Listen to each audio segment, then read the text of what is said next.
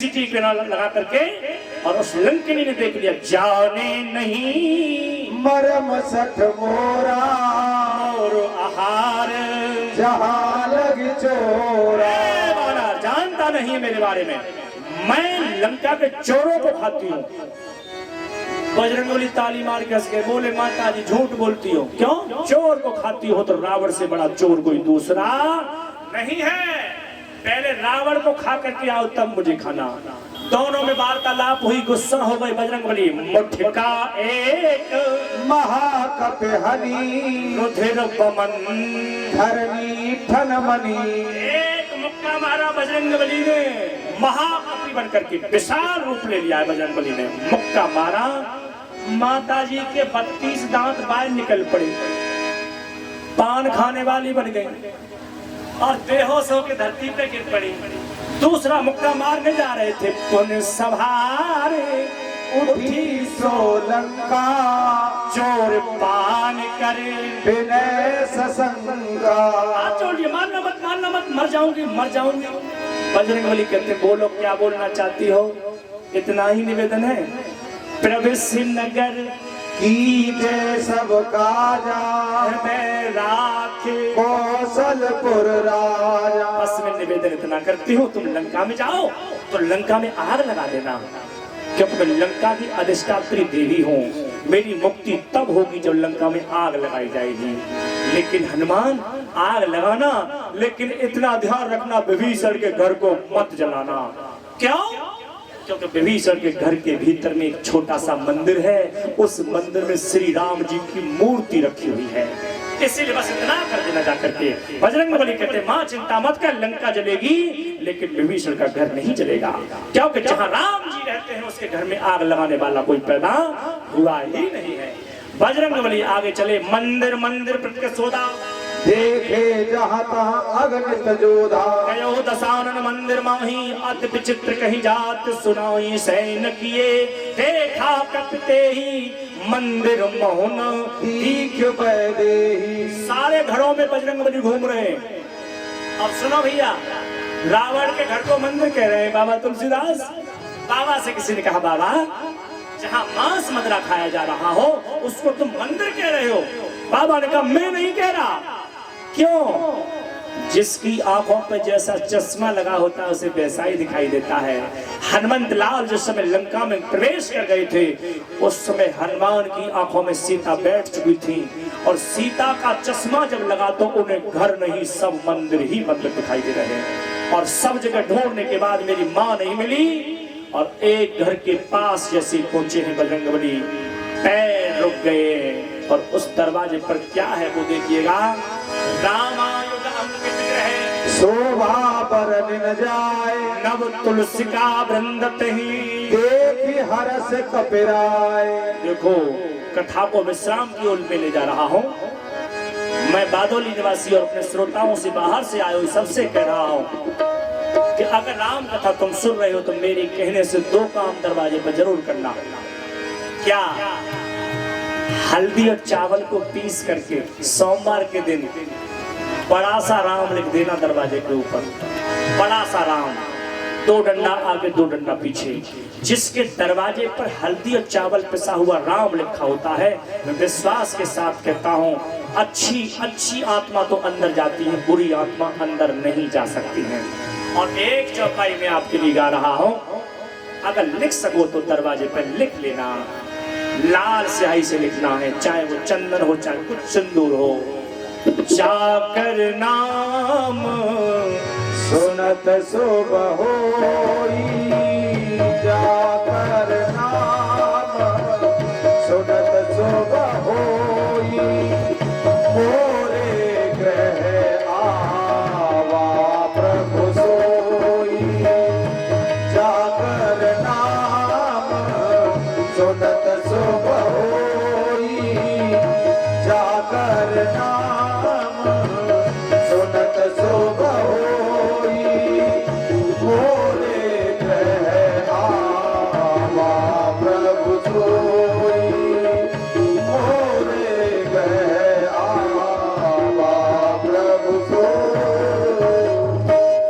जिसके घर की टंकी टप टप करती रहती हैं। सुनो, जिसके घर की टंकी टप टप करती रहती है उसके घर में परेशानी टप टपक के बढ़ती रहती है। जिसके आंगन में पानी भरा रहता है उसके घर में परेशानी बढ़ी रहती है। जिसके घर के दरवाजे के सामने पानी भरा रहता है उसके घर की परेशानी कभी खत्म होने वाली नहीं है।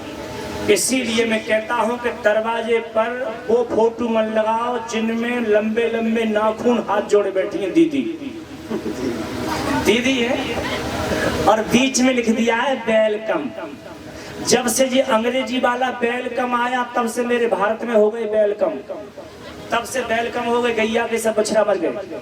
हम बता रहे हैं आपको। इसीलिए दीदी के फोटो निकालो अलग और जीजा को फोटो लगाओ, परमात्मा को फोटो लगाओ। वहां पर परमात्मा लगेंगे तो काम चलेगा। जाकर नाम सुनत सुभ होई, मोरे कहे आवा प्रभु सोई। चौपाई दरवाजे पे लिख दो। मैं विश्वास के साथ कहता हूँ उसके घर में हवा बिहार कभी प्रवेश ही नहीं करेगी, कभी नहीं करेगी।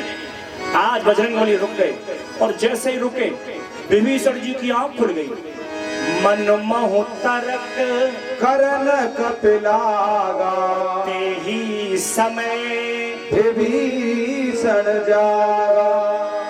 देखो पुराने वाले दादा बैठे हैं, उन्होंने एक घड़ी पहनी होगी हाथ में HMT। HMT की पहले घड़ी आती थी, और भी आती होंगी, मुझे तो जानकारी नहीं है। उसमें चाबी भरी जाती थी, 24 घंटे के लिए चाबी भर देते थे। प्रैक्टिकल तो हमने भी किया है। चाबी वाली घड़ियों की चाबी आपस में मिला दो, नई वाली घड़ी चलती रहती थी, पुरानी वाली बंद हो जाती थी। एक प्रैक्टिकल और हमने किया। टीवी से पहले एक भाई साहब आते थे, दिखाई नहीं देते थे लेकिन आवाज करते थे। उनका नाम रेडियो था। रेडियो नया वाला पुराना वाला जब हम इकट्ठा कर देते थे तो नया वाला चलता रहता था और पुराना वाला बंद हो जाता था। इस कथा का उत्तर यही है कि जब हनुमंत लाल विभीषण के घर के सामने गए तो विभीषण की नींद खुल गई है। क्यों? विभीषण छोटा भक्त है और हनुमान बड़े भक्त हैं, और छोटे भक्त के हृदय में जो राम बैठे थे वो खिंच करके बड़े वाले में चले गए। मन महु तरक करन कपिलागा, ते ही समय विभीषण जागा। विभीषण जी जागे, हनुमंत लाल से पूछते तुम कौन हो? हनुमान कहते हैं भैया मैं राम भक्त हनुमान हूँ, लेकिन तुम कौन हो? कि मैं रावण का छोटा भाई विभीषण हूँ। विभीषण तुम तो साधु हो लेकिन लंका में कैसे रहते हो? विभीषण कहते हैं सुनो पवन सुत रहने हमारे, दस नहु मही जीव विचारी। विभीषण जी रो गए, कहा प्रभु बजरंगी मैं लंका में तो रहता हूँ लेकिन जैसे दांतों के बीच में जीव रहती है मैं ऐसे रहता हूँ। हनुमंत लाल कहते थे विभीषण सुनो, पैदा जब बच्चा होता है तब दांत आते हैं कि जीव आती है? जीव आती है। दांत पैदा होने के बाद आते हैं और जब बुढ़ापा आता है तो जीव जाती है कि दांत जाते हैं?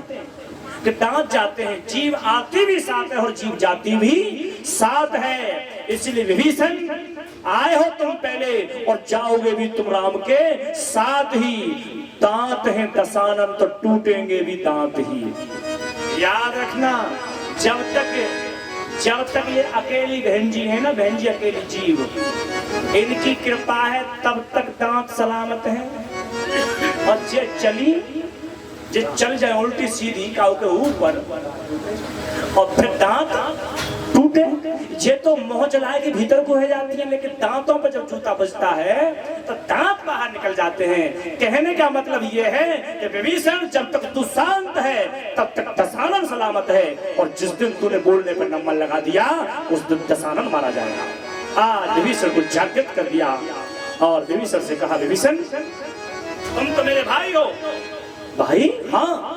कैसे? मैंने अब तक मैया को नहीं देखा है, मैंने अब तक जानकी जी को नहीं देखा, पिताजी को देखा है।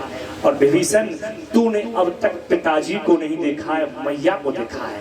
इसीलिए मेरे भाई जो बीमारी मुझ में है वही बीमारी तुझ में है, एक ही रोग है। लेकिन मैं बड़ा भाई होने के नाते से तुझे प्रतिज्ञा करता हूँ कि तू मुझे माँ से मिला दे तो पिताजी से मिलाने की गारंटी मैं लेता हूँ। विभीषण जी कहते हैं हम तुम्हें माँ से मिलाएंगे। तो विभीषण जी बताओ मेरी माँ जानकी कैसे रहती हैं।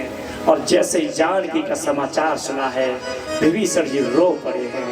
हनुमंत लाल जी कहते हैं रोते क्यों हो, मेरी माँ कैसे रहती है ये तो बताओ। तो विभीषण जी कहते हैं गुमसुम सी बैठी मारो, गुमसुम सी बैठी मारो, याद कर भगवान की। गुमसुम सी बैठी मारो, याद कर भगवान की। गुमसुम सी बैठी मारो, याद कर भगवान की। गुमसुम सी बैठी मारो, याद कर भगवान की। गुमसुम सी बैठी मारो, याद कर भगवान की। कुछ भी ना कहती किसी से, कुछ भी ना कहती किसी से, है कलमा जानकी। गुमसुम सी बैठी मारो, याद कर भगवान की। गुमसुम सी